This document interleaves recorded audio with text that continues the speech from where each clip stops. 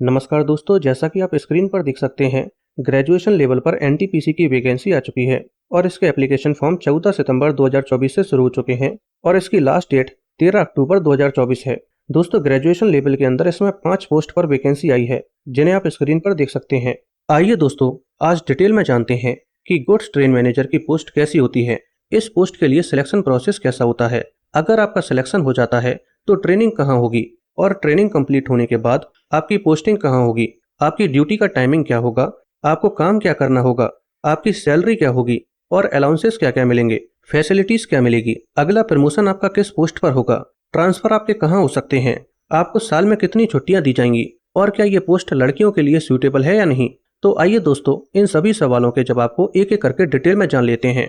दोस्तों, सबसे पहले आप ये जान लीजिए कि गुड्स ट्रेन मैनेजर को ही पहले गुड्स गार्ड कहा जाता था, लेकिन रेलवे एडमिनिस्ट्रेशन ने जनवरी 2022 में गुड्स गार्ड की पोस्ट का नाम चेंज करके गुड्स ट्रेन मैनेजर कर दिया है। आइए दोस्तों, अब इसके सिलेक्शन प्रोसेस से शुरुआत करते हैं। दोस्तों, सिलेक्शन प्रोसेस के अंदर भी हम 3 चीज जानेंगे।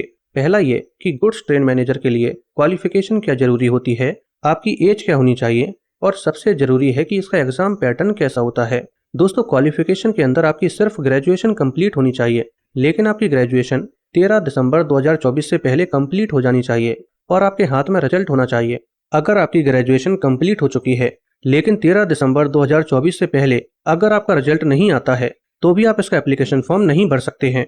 दोस्तों, एज लिमिट की बात करूं तो आपकी एज 18 से 36 साल के बीच होनी चाहिए। अगर इसे और डिटेल में समझा जाए तो अगर आप जनरल या ईडब्ल्यूएस कैटेगरी से बिलोंग करते हैं तो आपकी डेट ऑफ बर्थ 2 जनवरी 1989 से लेकर 1 जनवरी 2007 के बीच होनी चाहिए। अगर आप ओबीसी में नॉन क्रीमी लेयर से बिलोंग करते हैं तो आपकी डेट ऑफ बर्थ 2 जनवरी 1986 से लेकर 1 जनवरी 2007 के बीच होनी चाहिए और अगर आप एससी एसटी कैटेगरी से बिलोंग करते हैं तो आपकी डेट ऑफ बर्थ 2 जनवरी 1984 से लेकर 1 जनवरी 2007 के बीच होनी चाहिए, तो ही आप इसका एप्लीकेशन फॉर्म भर सकते हैं। दोस्तों, ये जो आपकी एज लिमिट है 18 से 36 साल, इसके अलावा भी आपको एज रिलैक्सेशन दिया जाता है। जैसे कि अगर आप ओबीसी में नॉन क्रीमी लेयर से बिलोंग करते हैं तो आपको 3 साल एक्स्ट्रा दिए जाएंगे, यानी कि अगर आप 36 साल के हैं तो आपको 3 साल और एक्स्ट्रा दिए जाएंगे, यानी कि आप 39 साल तक इसका एप्लीकेशन फॉर्म भर सकते हैं। ऐसे ही बाकी कैटेगरीज में भी एज रिलैक्सेशन दिया जाता है, आप टेबल में देख सकते हैं। दोस्तों, वैसे तो इस पोस्ट के लिए आपकी एज लिमिट 18 से 33 साल के बीच होती है, लेकिन कोविड-19 की वजह से इस बार आपको 3 साल एक्स्ट्रा दिए जा रहे हैं, तो इसलिए आपकी मिनिमम और मैक्सिमम एज लिमिट 18 से 36 साल के बीच है। और इसके अलावा अगर आप ओबीसी, एससी, एसटी या बाकी किसी कैटेगरी से बिलोंग करते हैं तो आपको एज में रिलैक्सेशन भी दिया जाता है, जिसे मैंने आपको ऑलरेडी बता दिया है। दोस्तों, आइए अब इसका एग्जाम पैटर्न और समझ लेते हैं। दोस्तों, ये एग्जाम 2 स्टेज में होता है, स्टेज 1 और स्टेज 2, और ये दोनों ही स्टेज पर सीबीटी यानी कि कंप्यूटर बेस्ड टेस्ट होता है। दोस्तों, पहली स्टेज पर आपका 100 नंबर का एग्जाम होगा, जिसमें आपको केवल 90 मिनट का समय दिया जाएगा और हर एक क्वेश्चन 1 नंबर का होगा, जिसमें से 40 क्वेश्चन आपके जीएस के होंगे, 30 क्वेश्चन मैथ के होंगे और 30 क्वेश्चन रीजनिंग के होंगे। और यहाँ पर आपको 1/3 की नेगेटिव मार्किंग भी देखने को मिलेगी, यानी कि अगर आप 3 क्वेश्चंस को गलत कर देते हैं तो आपका एक सही आंसर भी गलत कर दिया जाएगा। दोस्तों, जैसे ही आप पहली स्टेज को क्लियर कर लेंगे, इसके बाद दूसरी स्टेज पर फिर से आपका सीबीटी होगा और इस बार ये 120 नंबर का होगा, लेकिन आपको पहले की तरह ही 90 मिनट का समय दिया जाएगा। इसमें 50 क्वेश्चन जीएस के होंगे, 35 क्वेश्चन मैथ के होंगे और 35 क्वेश्चन रीजनिंग के होंगे और इसमें भी 1/3 की नेगेटिव मार्किंग होगी। दोस्तों, अगर आप स्टेज 2 में जो सीबीटी हुआ है इसको क्लियर कर लेते हैं तो इसके बाद आपका डॉक्यूमेंट वेरिफिकेशन होगा और डॉक्यूमेंट वेरिफिकेशन के बाद आपका मेडिकल एग्जामिनेशन होगा, जो A2 स्टैंडर्ड का होता है। जिस दिन आपका डॉक्यूमेंट वेरिफिकेशन होगा उसके अगले दिन आपको एक मेडिकल स्लिप दी जाएगी, जो 24 रुपए की होती है और इसके बाद आपको रेलवे हॉस्पिटल में भेज दिया जाएगा। यहाँ पर आपका मेडिकल एग्जामिनेशन होगा, जो बाकी पोस्ट के मुकाबले थोड़ा सा टफ होता है। इसमें आपका डिस्टेंस विजन 6/9 का होना चाहिए और बिना ग्लासेस के होना चाहिए। अगर आप चश्मा लगाते हैं और आपका डिस्टेंस विजन 6/9 का है तो आपको यहाँ पर डिस्क्वालीफाई कर दिया जाएगा। इसके अलावा आपका नियर विजन बिना चश्मे के 0.6 होना चाहिए। इसके साथ ही आपका colour vision, binocular vision, night vision और मायोपिक विजन टेस्ट भी किया जाएगा। साथ में आपका चेस्ट का एक्सरे, शुगर और यूरिन टेस्ट भी किया जाएगा। दोस्तों, इसके बाद फाइनली आपकी मेरिट बनेगी और आपकी मेरिट जो स्टेज 2 में सीबीटी हुआ था, जो 120 नंबर का था, इसी से बनेगी। दोस्तों, अगर आपका फाइनली सिलेक्शन हो जाता है तो इसके बाद आपकी ट्रेनिंग होती है, जो 50 दिन की होगी और ट्रेनिंग के लिए आपको ZRTI यानी कि जोनल रेलवे ट्रेनिंग इंस्टीट्यूट में भेजा जाएगा और ट्रेनिंग के दौरान आपकी सैलरी बेसिक प्लस डीए को मिलाकर लगभग 43,800 रुपए होती है। दोस्तों आइए अब बात करते हैं कि आपकी पोस्टिंग कहाँ होगी और ड्यूटी की टाइमिंग क्या होगी। दोस्तों यहाँ पर आपकी पोस्टिंग मेनली एक्स या वाई सिटी में होती है। जहाँ बड़े स्टेशन या जंक्शन होते हैं वहाँ आपकी पोस्टिंग होगी। और ट्रेन की जो एक बोगी होती है जिसे ब्रेक वैन या गार्ड वैन कहा जाता है, वही आपका ऑफिस होता है। इसके अलावा अगर मैं ड्यूटी टाइम की बात करूं तो आपका कोई भी फिक्स टाइम नहीं होता है। आपकी ड्यूटी दिन रात कभी भी लग सकती है, लेकिन आपकी ड्यूटी 8 से 10 घंटे की होती है। अगर 8 से 10 घंटे से ज़्यादा आपको काम करना पड़ता है तो आपको अलाउंस दिए जाते हैं। इसके अलावा आप रनिंग स्टाफ की कैटेगरी में आते हैं, यानी कि आपका ऑफिस वर्क वाला काम नहीं होता है। इसको आप ट्रैवलिंग ड्यूटी की तरह भी समझ सकते हैं, जिसमें आपको एक डेस्टिनेशन से दूसरे डेस्टिनेशन तक ट्रैवल करना होता है और एक ड्यूटी खत्म होने के बाद आपको 16 घंटे का रेस्ट मिलता है। इसके बाद आपको फिर से ड्यूटी पर जाना होता है और आप अपनी ड्यूटी स्टेशन मास्टर के थ्रू ही ऑन करते हैं और उसके थ्रू ही ऑफ करते हैं।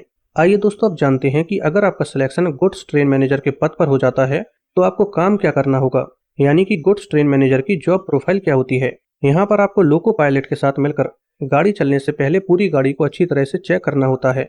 स्टेशन मास्टर और लोको पायलट से सिग्नल एक्सचेंज करना होता है। अगर गाड़ी में किसी प्रकार की कोई भी टेक्निकल खराबी आ जाती है तो आपको कंट्रोल रूम में जानकारी देना होती है। सबसे पहले आपकी ड्यूटी मालगाड़ी के अंदर ही लगाई जाती है, तो इसके अंदर आपको लोडिंग और अनलोडिंग सुपरविजन का काम भी करना होता है, जिसमें आपको रिकॉर्ड रखना होता है कि गाड़ी में कितना माल लोड किया गया है और अनलोडिंग के समय उतना ही माल है या नहीं। इसके अलावा आपको गाड़ी का टाइम रिकॉर्ड रखना होता है।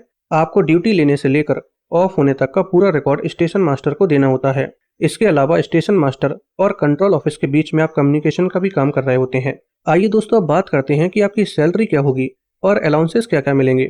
दोस्तों गुड्स ट्रेन मैनेजर लेवल 5 की पोस्ट है, जिसका ग्रेड पे 2800 है, यानी कि आपकी बेसिक सैलरी 29,200 रुपए होगी।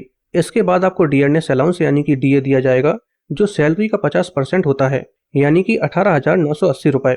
डीए आपका साल में 2 बार बढ़ता है, पहले 1 जनवरी को और दूसरा 1 जुलाई को, और ये सेंट्रल गवर्नमेंट डिसाइड करती है कि डीए कितना बढ़ाना है। दोस्तों अब आप सोच रहे होंगे कि 29,200 जो आपकी बेसिक सैलरी है, इसका 50% 18,980 रुपए कैसे हो सकता है। तो दोस्तों मैं आपको बताना चाहता हूँ कि गुड्स ट्रेन मैनेजर की पोस्ट एक रनिंग स्टाफ कैटेगरी के अंदर आती है, इसलिए बेसिक सैलरी में 30% इंक्रीज करने के बाद आपकी सैलरी 37,960 होती है। तो 37,960 का 50% लिया जाता है, जो 18,980 होता है, और इसी 30% क्राइटेरिया से आपको एचआरए यानी कि हाउस रेंट अलाउंस और बाकी के अलाउंसेस भी मिलते हैं। अगर आपकी पोस्टिंग एक्स सिटी में होती है तो बेसिक का 30% के हिसाब से आपको 11,388 रुपए एचआरए मिलेगा, और बाय सिटी में बेसिक का 20% 7,592 रुपए, और जेड सिटी में बेसिक का 10% यानी कि 3,796 रुपए एचआरए मिलेगा। ट्रांसपोर्टेशन अलाउंस एक्स सिटी में आपको 5400 रुपए मिलेगा और बाय और जेड सिटी में 2700 रुपए मिलेगा। इसके साथ ही आपको किलोमीटर माइलेज अलाउंस मिलता है। ये सिर्फ उन्हीं लोगों को दिया जाता है जो रेलवे में रनिंग स्टाफ कैटेगरी में आते हैं। इसमें आपको पर किलोमीटर के हिसाब से लगभग 4 रुपए 70 पैसे दिए जाते हैं, और हर एक महीने में ट्रेन गुड्स मैनेजर अपनी ड्यूटी के दौरान लगभग 3,000 किलोमीटर या इससे ज्यादा समय ट्रेन में ड्यूटी करते हैं।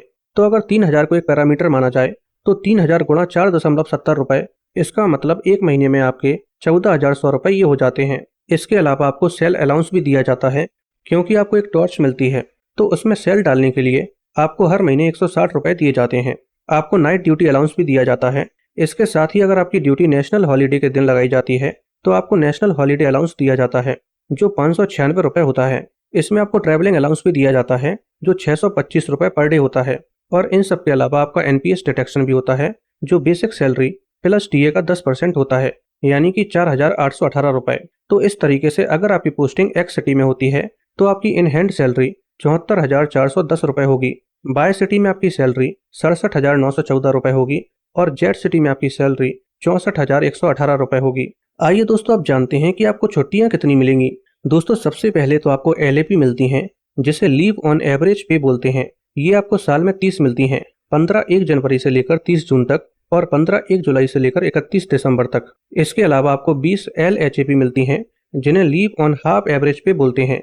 इसे आम भाषा में मेडिकल लीव बोलते हैं। इसके अलावा 10 आपको सीएल यानी कि कैजुअल लीव मिलती हैं, और लगभग 16 नेशनल हॉलीडेज मिलते हैं, तो इनकी भी आपको छुट्टियां मिलती हैं। और मैंने आपको पहले ही बताया था कि नेशनल हॉलीडेज के दिन अगर आपकी ड्यूटी लगाई जाती है तो आपको उस दिन के पैसे दिए जाते हैं। इसके अलावा गुड्स ट्रेन मैनेजर में एक सबसे अलग बात यह है कि जब आप छुट्टी लेते हैं तो आपको लीव लेने के पैसे भी मिलते हैं। आइए दोस्तों अब बात करते हैं कि अगर आपका गुड्स ट्रेन मैनेजर के पद पर सिलेक्शन हो जाता है तो आपको फैसिलिटीज क्या दी जाएंगी। तो सबसे पहले तो आपको एक रेलवे क्वार्टर दिया जाएगा जो टाइप 3 का होगा और ये अच्छा खासा रहता है। इसके अलावा आपको और आपके डिपेंडेंट फैमिली मेंबर को रेलवे हॉस्पिटल की सुविधा दी जाएगी। साथ में आपको रेलवे ग्राउंड की सुविधा भी मिलेगी जहां पर आप टहल सकते हैं, एक्सरसाइज वगैरह कर सकते हैं। इसके अलावा आपको चाइल्ड एजुकेशनल अलाउंस भी दिया जाता है जो 33,750 रुपए पर चाइल्ड होता है और ये मैक्सिमम 2 चाइल्ड तक ही होता है और ये LKG से 12th तक मिलता है। इसके अलावा आपको एक सेकंड AC का रेलवे पास दिया जाएगा जो 5 साल तक एक सेट पर ईयर होता है और जब आपकी 5 साल की सर्विस कंप्लीट हो जाती है तो ये 3 सेट पर ईयर होता है। दोस्तों सेट का मतलब है कि आप 2 बर्थ यूज कर सकते हैं, अप डाउन या फिर डाउन डाउन, जैसा आपको ठीक लगे। यानी कि एक सेट में आपके 2 पास होते हैं या आप इसको ऐसे भी मान सकते हैं कि 2 सीट होती हैं। इसके अलावा एक PTO पास भी होता है, ये थर्ड AC के लिए होता है और ये 4 सेट पर ईयर होते हैं। यानी कि यहाँ पर आप 8 सीट यूज कर सकते हैं। दोस्तों ये PTO पास के अंदर आपका 1/3 किराया लगता है। जैसे अगर थर्ड AC का किराया 900 रुपए है तो आपको सिर्फ 300 रुपए देने हैं। आइए दोस्तों अब बात करते हैं कि इसमें प्रमोशन कैसे होता है और कितने समय बाद होता है और किस पद पर होता है। दोस्तों सबसे पहले आपकी पोस्टिंग 2800 ग्रेड पेपर होती है, लेकिन 2 या 4 साल के अंदर आपका प्रमोशन हो जाता है और आप 4200 ग्रेड पेपर पहुंच जाते हैं और यही आपका पहला और आखिरी प्रमोशन होता है।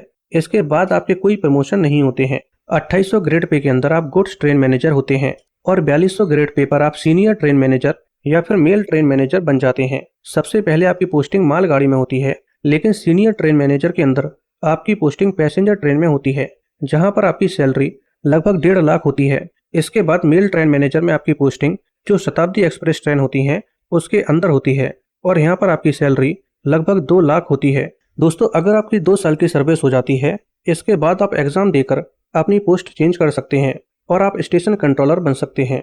और अगर आपकी 5 साल की सर्विस हो जाती है, इसके बाद आप डिपार्टमेंटल एग्जाम देकर AOM की पोस्ट पर आ सकते हैं जहां पर आपकी ग्रेड पे 4800 होगी। दोस्तों गुड्स ट्रेन मैनेजर पोस्ट के कुछ डिसएडवांटेज भी होते हैं, उन्हें और जान लेते हैं। जैसे कि आपकी जॉब ऑफिस वगैरह में नहीं होती है, ये ट्रैवलिंग जॉब है और आपको अपने रिटायरमेंट तक ट्रैवलिंग ही करनी होती है। आपका कोई फिक्स शेड्यूल नहीं रहता है जैसे कि 9 to 5 जॉब होती है। यहाँ पर ऐसा कुछ भी नहीं होता है और आपकी किसी भी समय ड्यूटी लगाई जा सकती है। इसके अलावा इसमें सबसे दिक्कत वाली बात यह है कि जो ट्रेन की बोगी होती है जिसे गार्ड वैन या ब्रेक वैन कहा जाता है, वही आपका ऑफिस होता है जिसमें लाइट वगैरह कुछ भी नहीं होती है या फिर बहुत कम ट्रेनों में लाइट और पंखे की सुविधा मिलती है, तो गर्मियों में आपको बहुत ही ज्यादा समस्या हो सकती है। इसके अलावा लड़कियों के लिए ये पोस्ट बिल्कुल भी सूटेबल नहीं है। दोस्तों अगर आपको ये वीडियो पसंद आई हो तो वीडियो को लाइक करके चैनल को सब्सक्राइब कर लीजिए।